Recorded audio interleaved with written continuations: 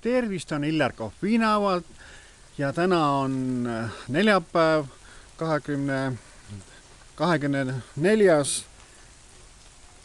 juuli aastal 2025 ning mul on suur rõõm teatada, et mul on käinud fännid Viimsist ukse taga. Ja näete, on pannud ilusa paki, mis siin paki sees kõik on, ma ei hakka seda kõike siin näitamagi vast. Ja on olemas ka pandud 10 euri, ühesõnaga redeli tarvis. Ja siis on selline kirjakene.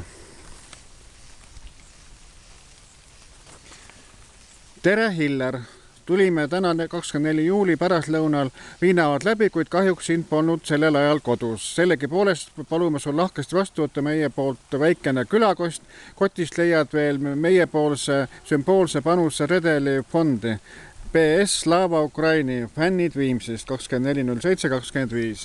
Nii Illar Kohv tänab fänne Viimsist ja olge te tervitatud, olge te tublid ja mõnusad. Ja suured tänud teile selle kõige eest, mis te mulle tõite. Tšau!